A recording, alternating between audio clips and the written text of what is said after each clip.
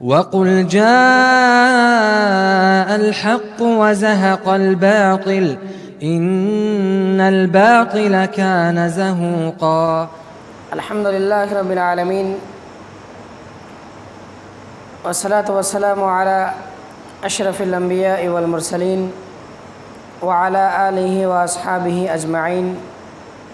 ومن تبعهم بإحسان إلى يوم الدين، أما بعد، أعوذ بالله من الشيطان الرجيم، بسم الله الرحمن الرحيم۔ وَلَنَبْلُوَنَّكُمْ بِشَيْءٍ مِّنَ الْخَوْفِ وَالْجُوعِ وَنَقْصٍ مِّنَ الْأَمْوَالِ وَالْأَنفُسِ وَالثَّمَرَاتِ وَبَشِّرِ الصَّابِرِينَ۔ وقال النبي صلى الله عليه وسلم عن أبي هريرة رضي الله تعالى عنه قال رسول الله صلى الله عليه وسلم: بادروا بالأعمال فتنا كقطع الليل المظلم، يصبح الرجل مؤمنا ويمسي كافرا، أو يمسي مؤمنا ويصبح كافرا، يبيع دينه بعرض من الدنيا۔ رب اشرح لي صدري ويسر لي أمري واحلل عقدة من لساني يفقهوا قولي، رب زدني علما، اللهم رب زدنی علما، اللهم رب زدنی علما، رب یسر ولا تعسر وتمم بالخیر۔ معزز حاضرین، اللہ رب العالمین کی تعریف جتنی بھی بیان کی جائے کم ہے۔ اس نے ہمیں اور آپ کو وقت فرصت عطا کی تاکہ دینی باتیں سنیں، سمجھیں اور عمل پیرا ہوں۔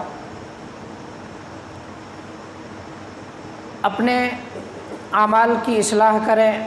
اپنے عقائد کی اصلاح کریں۔ اس کے بعد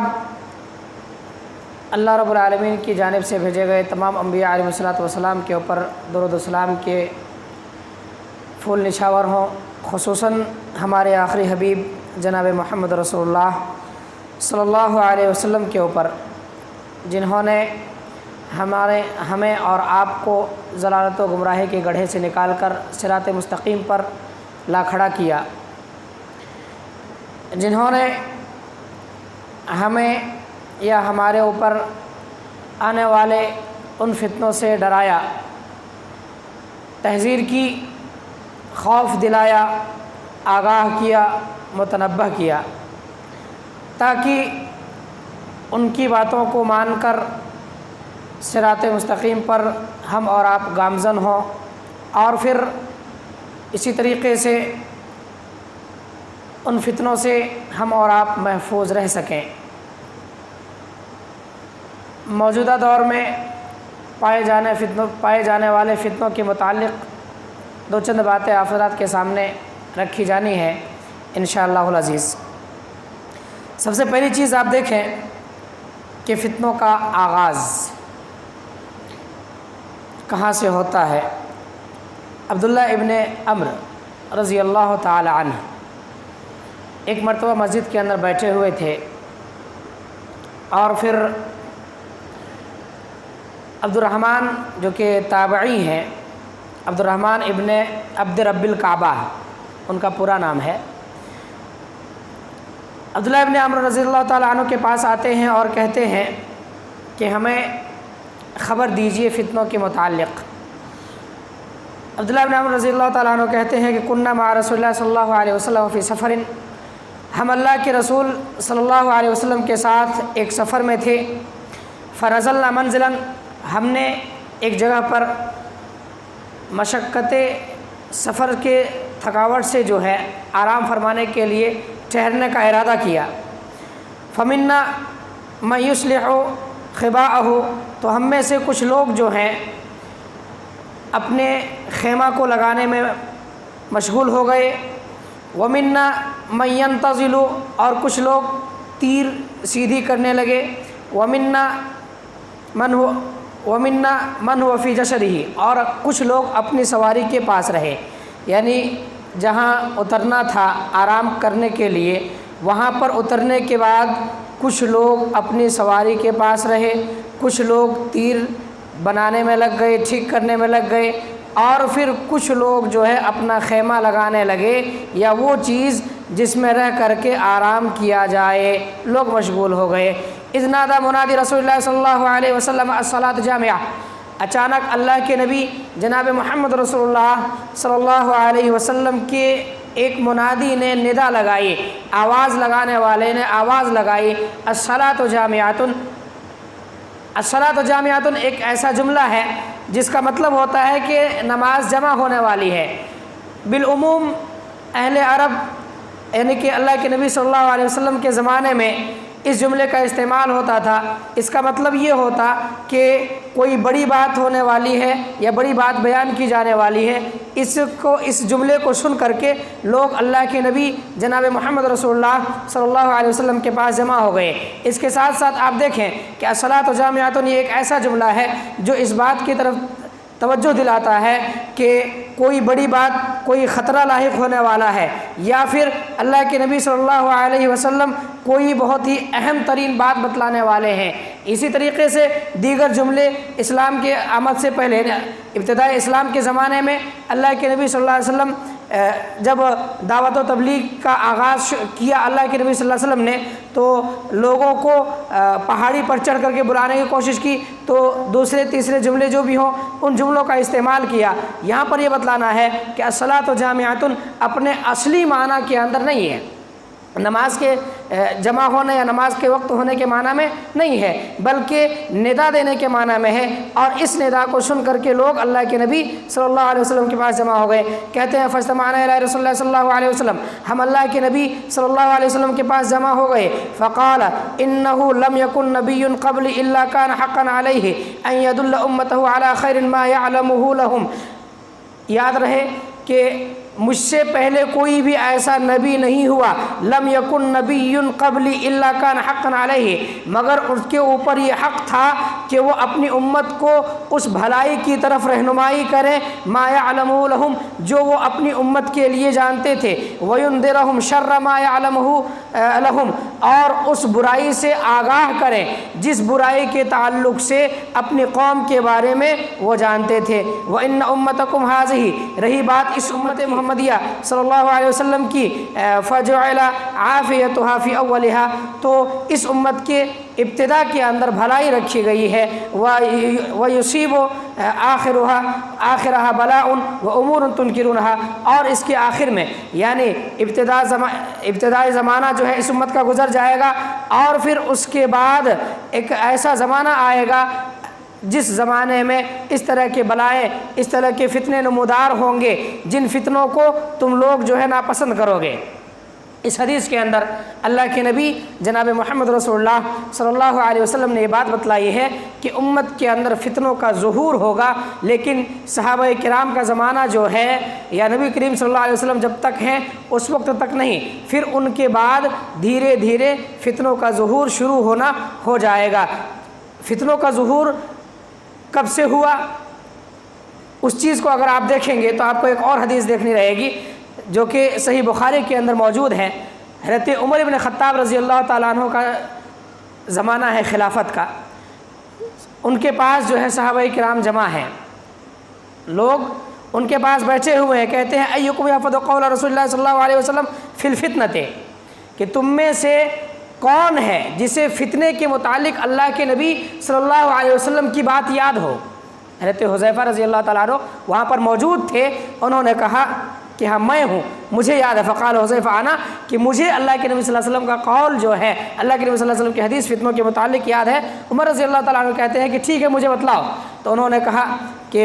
اس امت کے اندر فتنوں کا ظہور ہوگا، مال کا فتنہ، اولاد کا فتنہ، گھر کے اندر داخل ہونے والے فتنے، اور پھر قریبی رشتہ داروں کے فتنے، سارے کے سارے فتنے ہوں گے۔ یہ فتنے جو ہیں انسان کے صدقہ، خیرات، عبادات اور اعمال صالحہ جو ہے ان کے ذریعے سے ان فتنوں کا خاتمہ ہوگا۔ تو حضرت عمر رضی اللہ تعالیٰ عنہ نے کہا کہ میں ان فتنوں کے تعلق سے بات نہیں کر رہا ہوں، روزمرہ کے جو فتنے ہیں ان فتنوں کے بارے میں نہیں پوچھ رہا ہوں، بلکہ ان فتنوں کے متعلق میں پوچھ رہا ہوں جن فتنوں کے جو فتنے سمندر کی لہروں کی طرح ہوں گے اور پے در پہ نمودار ہوں گے، کبھی ختم ہونے والے فتنے نہیں ہوں گے۔ ان فتنوں فتنوں کے تعلق سے میری رہنمائی فرماؤ۔ تو حضرت حذیفہ رضی اللہ تعالیٰ عنہ نے کہا ان بینک و بینہا بابا مغلقا، کہ آپ کے اور اس فتنے کے درمیان یا اس طرح کے فتنوں کے درمیان جو سمندر کی لہروں کی طرح ہو، ایک دروازہ ہے جو بند ہے، بند دروازہ ہے، آپ ان فتنوں کو نہیں دیکھیں گے، نہیں دیکھ پائیں گے۔ عبد الرحمن ابن عبد رب الکعبہ جو کتابی ہیں، انہوں نے پوچھا کہ دروازے سے کون مراد ہے، یہ دروازے سے کیا مراد ہے؟ تو حضرت حذیفہ رضی اللہ تعالیٰ عنہ نے حضرت حذیفہ رضی اللہ تعالیٰ نے کہا کہ دروازے سے مراد حضرت عمر ابن خطاب رضی اللہ تعالیٰ عنہ ہیں۔ اس کے بعد یہ بات بیان کی گئی کہ عمر رضی اللہ تعالیٰ عنہ کے انتقال کے بعد جیسے ان کو شہید کیا گیا، ایک قول، دوسرا قول حضرت عثمان غنی رضی اللہ تعالیٰ عنہ کی شہادت کے بعد اس امت کے اندر فتنوں کا دور شروع ہوا، اور پھر جو قیامت قریب تر ہوتی جائے گی فتنے پنپتے رہیں گے، فتنے ابھرتے رہیں گے، فتنوں کے ختم ہونے کا نام نہیں لیا فتنوں کے ختم ہونے کا نام ہی نہیں لیا جا سکتا ہے، فتنے ہمیشہ برقرار رہیں گے تا قیامت۔ تو پتہ یہ چلا کہ اللہ کے نبی جناب محمد رسول اللہ صلی اللہ علیہ وسلم نے ہمیں اور آپ کو فتنوں سے ڈرایا ہے، فتنوں سے بچنے کی تحذیر کی ہے، ہمیں اور آپ کو آگاہ کیا ہے، یہاں تک کہ اللہ کے نبی جناب محمد رسول اللہ صلی اللہ علیہ وسلم نے یہ بات بیان کر دی انی لأری الفتن، میں فتنوں کو دیکھ رہا ہوں، معمولی فتنے نہیں بلکہ تمہارے گھروں میں بارش کی طرح جو ہے نا، بارش کا پانی جس طرح پہنچتا ہے اس طریقے سے فتنے جو ہیں تمہارے گھروں میں پہنچ رہے ہیں۔ تو ہمیں اور آپ کو، یا ہماری اور آپ کی ذمہ داری ہے کہ ہم ان فتنوں کو دیکھیں، سمجھیں، اور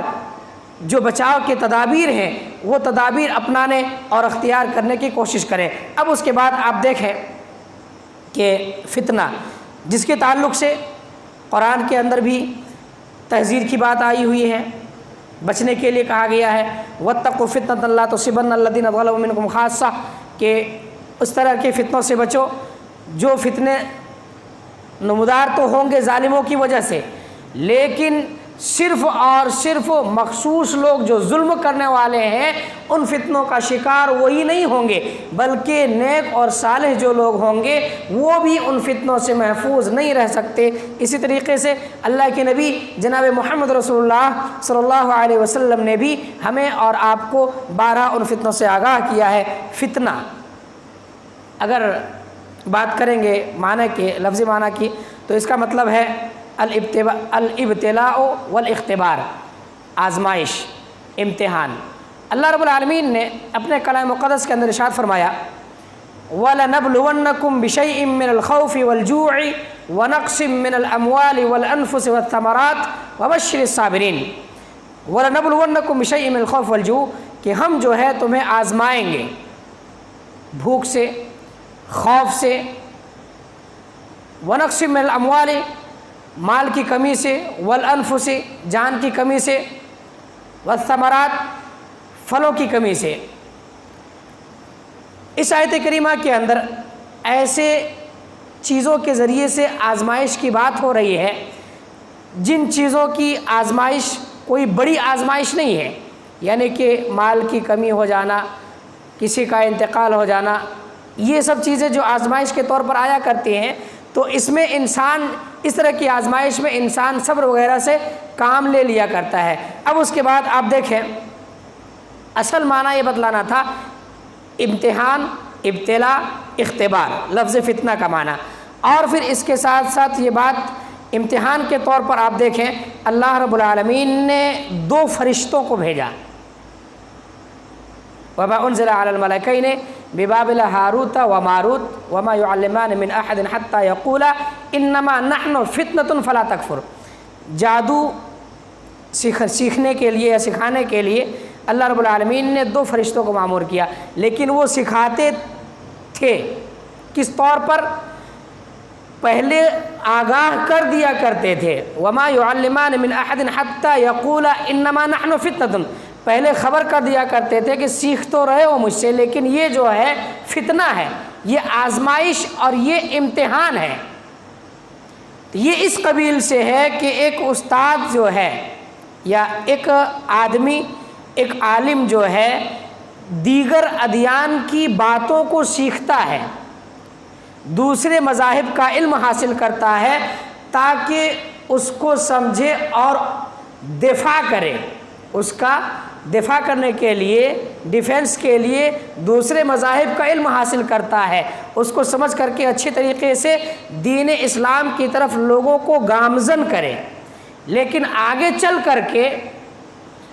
اسی دین کا یا اسی بد مذہب اور برا مذہب جس کا علم سیکھا اسی کا ہو کر کے رہ جاتا ہے، تو پھر ایسی صورت میں استاذ جس نے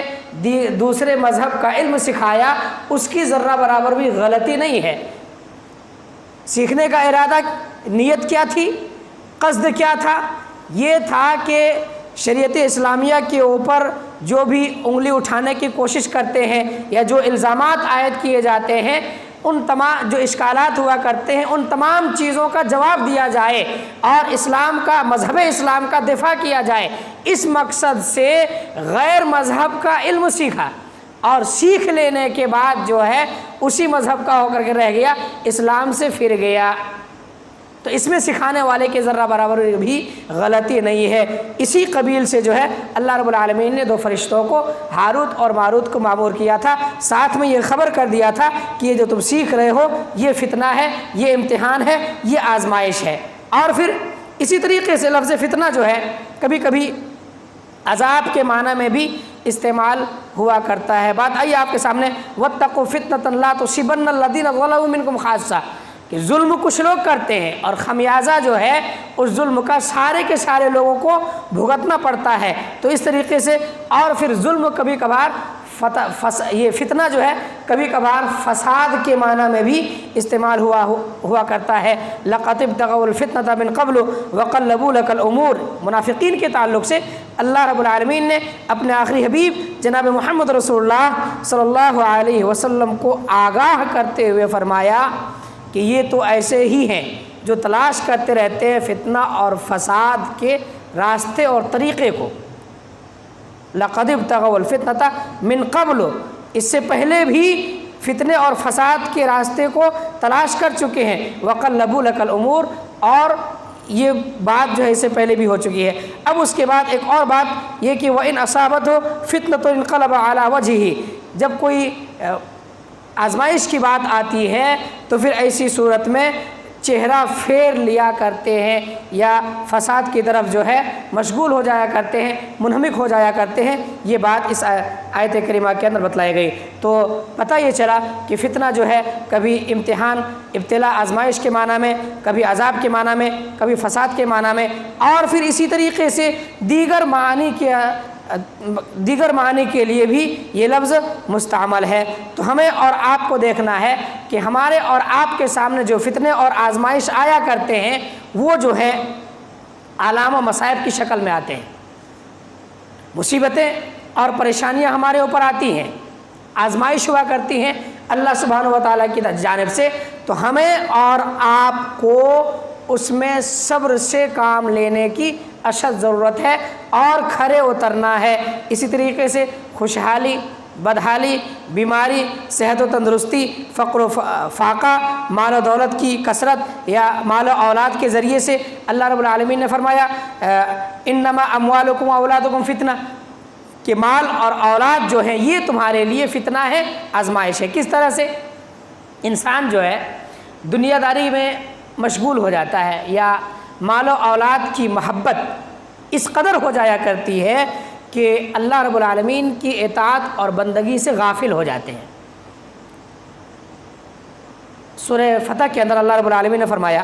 سَيَقُولُ لَكَ الْمُخَلَّفُونَ مِنَ الْأَعْرَابِ شَغَلَتْنَا أَمْوَالُنَا وَأَهْلُونَا فَاسْتَغْفِرْ لَنَا۔ عمرہ کے تعلق سے اللہ کے نبی صلی اللہ علیہ وسلم نے خواب دیکھا کہ خانہ کعبہ کا طواف کر رہے عمرہ کے لیے، طرف اشارہ تھا اللہ رب العالمین کی جانب سے۔ تو مدینہ کے اندر، مدینہ کے اطراف و اکناف میں جو دیہاتی لوگ رہا کرتے تھے ان لوگوں نے سوچا کہ اللہ کے نبی صلی اللہ علیہ وسلم جا رہے ہیں وہاں پر، ہتھیار لے کر کے نہیں جا سکتے، عمرہ کی غرض سے جانا ہو رہا ہے، اگر کفار مکہ کا ارادہ جنگ اور لڑائی کا ہوا تو پھر ایسی صورت میں مسلمان بغیر ہتھیار کے رہیں گے، لڑائی کریں گے تو جیت نہیں سکتے۔ ایسی صورت میں خیر و عافیت اسی میں ہے کہ رک جائیں۔ اور پھر بات یہ یا ہیلا اور بہانہ یہ پیش کر دیا گیا کہ ہمیں ہمارے مال اور ہمارے اولاد نے، ہمارے اہل و عیال نے غافل کر دیا۔ آپ دیکھیں اس آیت کریمہ کو ایک طرف آپ رکھیں، شان نزول جو بھی ہوں اس کو ایک طرف رکھیں، اور پھر اس آیت کریمہ کا معنی آپ دیکھیں سامنے رکھیں اور معاشرے کا جائزہ لیں۔ لوگوں کو نماز کی طرف بلانے کی آپ کوشش کریں گے، اللہ رب العالمین کی عبادت کی طرف گامزن کرنے کی کوشش کریں گے، اور اسی طریقے سے ہدایت کی بات رکھنے کی کوشش کریں گے، تو وہ لوگ تجارت کا بہانہ کرتے، نماز کی فرصت نہیں رہتی ایسا بہانہ کرتے، یا یہ کہ اولاد اور اہل و عیال کی محبت اس قدر غالب آ جایا کرتی ہے کہ مسجد کی طرف چل کر کے آنا نہیں ہو پاتا ہے۔ انما اموالکم و اولادکم فتنہ، اسی لیے اللہ رب العالمین نے مال اور اولاد کو فتنہ کہا ہے، فقر و فاقہ کا فتنہ، تنگ دستی کا فتنہ۔ وَلَنَبْلُوَنَّكُمْ بِشَيْءٍ مِّنَ الْخَوْفِ وَالْجُوعِ وَنَقْصٍ مِّنَ الْأَمْوَالِ وَالْأَنفُسِ وَالثَّمَرَاتِ، پھلوں اور غلہ جات کی کمی ہو جایا کرتی ہے، کھانے اور پینے کی کمی ہو جایا کرتی ہے، کھانے پینے کی چیزیں نہیں ملا کرتی، مارکیٹ میں اویلیبل نہیں ہوا کرتی ہیں، تو اس طریقے سے اللہ رب العالمین کی آزمائش ہوا کرتی ہے۔ اور پھر اس طور پر کہ کبھی اللہ رب العالمین مال لے کر کے آزماتا ہے، چھین کر کے، تو کبھی مال دے کر کے آزماتا ہے۔ اللہ رب العالمین فرماتا ہے فَأَمَّا الْإِنسَانُ إِذَا مَا ابْتَلَاهُ رَبُّهُ فَأَكْرَمَهُ وَنَعَّمَهُ فَيَقُولُ رَبِّ أَكْرَمَنِ۔ فَأَمَّا الْإِنسَانُ إِذَا مَا ابْتَلَاهُ رَبُّهُ، جب انسان کو اللہ رب العالمین آزماتا ہے، انسان کو اس کا رب آزمائش میں ڈالتا ہے، فَأَكْرَمَهُ وَنَعَّمَهُ، تو اسے جو ہے عزت عطا کرتا ہے اور پھر عزت دار بناتا ہے، اسے اپنی نعمتوں سے نواز دیتا ہے۔ فیقول رب اکرمن، تو وہ کہتا ہے کہ میرے رب نے مجھے عزت بخشی ہے، خوش ہو جاتا ہے، پھولے نہیں سماتا، مال و دولت کی کثرت ہو جایا کرتی ہے۔ تو پھر ایسی صورت میں اللہ رب العالمین کا شکر ادا کرنے کے بجائے پھولے نہیں سماتا، اور پھر ذکر سے شکر سے غافل ہو جایا کرتا ہے۔ وَأَمَّا الْإِنسَانُ إِذَا مَا ابْتَلَاهُ وَأَمَّا إِذَا مَا ابْتَلَاهُ فَقَدَرَ عَلَيْهِ رِزْقَهُ فَيَقُولُ رَبِّ أَهَانَنِ، اور دوسری حالت جو بیان کی اللہ رب العالمین نے انسان کی کہ جب اسے آزمایا جاتا ہے تو پھر ایسی صورت میں اللہ رب العالمین اس سے مال کو تنگ کر دیتا ہے۔ فَقَدَرَ عَلَيْهِ رِزْقَهُ، رزق کو، روزی کو تنگ کر دیتا ہے۔ فَيَقُولُ رَبِّ أَهَانَنِ، تو وہ یہ گمان کرتا ہے، یہ نہیں سوچتا کہ اللہ رب العالمین کی طرف سے آزمائش ہے، صبر کا مظاہرہ کیا جائے، اس سے مصیبت سے یا جو رزق کی کمی ہوئی ہے اس سے کیسے نپٹا جائے، کیسے اس کمی کو دور کیا جائے، ان چیزوں کو نہیں سوچتا، بلکہ یہ گمان کرنے لگ جاتا ہے کہ اللہ رب العالمین نے میری توہین کی ہے اور اللہ رب العالمین نے میری تذلیل کی ہے۔ یہ جو ہے آزمائش کا طریقہ ہے اللہ رب العالمین کی طرف سے، کبھی مال دے کر کے آزماتا ہے تو اللہ رب العالمین کبھی مال لے کر کے آزماتا ہے۔ تو آزمائش کے یا فتنوں کے جو ہیں مختلف طریقے اللہ رب العالمین کی طرف سے قرآن کے اندر بتلائے گئے ہیں، اور پھر اسی طریقے سے حدیث کے اندر بتلائے گئے ہیں۔ تو ہمیں اور آپ کو فتنوں کے زمانے میں نیک اعمال کی طرف جلد بازی سے آگے بڑھنے کی ضرورت ہے۔ ویسے فتنے کی دو قسمیں بیان کی جاتی ہیں، ایک یہ کہ چھوٹے چھوٹے فتنے جو نمودار ہوتے ہیں، اور پھر ایک جو ہے بڑے بڑے فتنے۔ چھوٹے چھوٹے فتنے جو ہوا کرتے ہیں تو ان فتنوں سے نکلنا انسان کے لیے آسان ہوتا ہے، اور پھر آدمی جو ہے نماز، عبادات، ذکر و اذکار، دعا، مناجات، ان تمام چیزوں کے ذریعے سے نکل جایا کرتا ہے، اور اس کی پہچان ہو یا نہ ہو۔ مثال کے طور پر انسان کے اندر غفلت طاری ہو گئی، نماز کو چھوڑ دیا، نماز سے غافل رہ گیا، اور پھر یاد آیا، خیال آیا، فوری طور پر آ کر کے نماز پڑھی، تو اس فتنے سے جو ہے نکل گیا۔ لیکن اس کے ساتھ ساتھ بڑے بڑے فتنے جو ہیں، مثال کے طور پر دین سے غافل ہونے کا فتنہ، اسی طریقے سے ایمان سے ہاتھ دھو بیٹھنے کا فتنہ، یا جو راہ ہدایت اور راہ مستقیم اللہ سبحانہ و تعالیٰ نے عطا کیا ہے اس راہ ہدایت سے بھٹک جانے کا فتنہ، اور پھر دوسرے ادیان کو قبول کر لینے کا فتنہ، یہ سارے فتنے جو ہیں ان چیزوں سے انسان جلدی نہیں ابھر پاتا ہے اور جلدی سے نہیں بچ پاتا ہے۔ اگر کسی کے اندر آ گیا یا کوئی ان چیزوں میں یا ان فتنوں میں پڑ گیا تو ان کا نکل پانا بہت مشکل ہو جایا کرتا ہے، کیونکہ اس کی پہچان نہیں ہوا کرتی ہے۔ بڑے بڑے فتنے کیا ہیں، اس تعلق سے آپ حضرات کے سامنے باتیں کبھی بیان کی جائیں گی انشاءاللہ العزیز۔ ہمیں اور آپ کو یہاں پر دیکھنا ہے کہ اللہ کے نبی صلی اللہ علیہ وسلم نے ایک عجیب کیفیت بیان کی ہے انسان کی فتنوں کے دور میں۔ بیان کرتے ہیں حضرت ابو ہریرہ رضی اللہ تعالیٰ عنہ کہتے ہیں کہ اللہ کے نبی صلی اللہ علیہ وسلم فرمایا بادروا بالاعمال فتنا کقطع اللیل المظلم، رات کی تاریکی کی طرح فتنے نمودار ہوں گے، اس یا اس طرح کے فتنوں کے آنے سے پہلے ہی نیک اور صالح اعمال کی طرف جلد بازی کر لو۔ کقطع اللیل المظلم، اس کا نتیجہ یا رزلٹ یہ ہوگا کہ یصبح الرجل مؤمنا ویمسی کافرا، آدمی صبح کو مومن ہوگا شام کو کافر ہوگا، او یمسی مؤمنا ویصبح کافرا، یا اس کا اپوزٹ کہ آدمی جو ہے شام کو مومن ہوگا اور صبح کو کافر ہو جائے گا۔ یبیع دینہ بعرض من الدنیا، اپنے دین کو دنیا کے مال و متاع کے عوض میں فروخت کرے گا۔ آپ دیکھیں دور حاضر کا جائزہ لیں اور پھر اس حدیث کو سامنے رکھیں، بہروپیوں کی کمی آپ کو نہیں ملے گی۔ بہروپیے جو صبح کو مومن ہوا کرتے ہیں تو شام کو کافر ہوتے ہیں، شام کو مومن ہوا کرتے ہیں تو صبح کو کافر ہوا کرتے ہیں۔ جدھر دیکھ لیا تعداد زیادہ بڑھتی جا رہی ہے۔ حقیقت کیا ہے، صحیح دین کیا ہے، شرعی تعلیمات کیا ہے، ان سب چیزوں سے کی ذرہ برابر بھی فکر نہیں۔ جدھر دیکھ لیا کہ سیلاب امڑ رہا ہے، ہم بھی جو ہے چلے گئے اسی کے پیچھے۔ کثرت تعداد وغیرہ کو دیکھ کر کے لوگ مومن اور کافر ہو جایا کرتے ہیں، اور یہ دعویٰ کرتے ہیں کہ اتنے تعداد میں یا اتنے زمانے سے لوگ اس طریقے سے ہیں تو پھر گمراہ کیسے ہوں گے، یا پھر جو ہے صحیح اور غلط کی تمیز انہیں حقیقی معنوں میں نہیں ہو پاتی ہے۔ تو ہمیں اور آپ کو اس دور میں چاہیے کہ ہم اور آپ نیک اور صالح اعمال کی طرف جلد بازی کرنے کی کوشش کریں، اور دنیاوی مال و متاع کے عوض میں اپنے دین کو فروخت کرنے کی نازیبہ حرکات سے پرہیز کریں، گریز کریں، اور پھر اسی طریقے سے جو بھی فتنے ہمارے اور آپ کے زمانے میں پائے جا رہے ہیں ان فتنوں کی پہچان کریں، اور پہچان کرنے کے بعد بچنے کی کوشش کریں۔ تو یہ جو ہے فتنے کے تعلق سے یا دور حاضر کے بعض فتنوں کے تعلق سے آپ حضرات کے سامنے باتیں بیان کی گئیں۔ مزید فتنوں کے متعلق باتیں آتی رہیں گی انشاءاللہ العزیز۔ اللہ سبحانہ و تعالیٰ سے دعا گو ہو کہ پروردگار عالم ہم تمام لوگوں کو حقیقی معنوں میں چھوٹے بڑے ہر طرح کی فتنوں سے محفوظ رہنے کی توفیق عطا فرما۔ الہ العالمین ہم تمام لوگوں کو فتنوں سے محفوظ رکھ، اور ان فتنوں کی پہچان کرتے ہوئے جو ان سے بچنے کے تدابیر ہیں ان تدابیر کو اختیار کرنے کی توفیق عطا فرما۔ آمین۔ اقول قولی ھذا استغفر اللہ لی ولکم ولسائر المسلمین واستغفروہ انہ الغفور الرحیم، وآخر دعوانا ان الحمد للہ رب العالمین۔ السلام علیکم ورحمۃ اللہ وبرکاتہ۔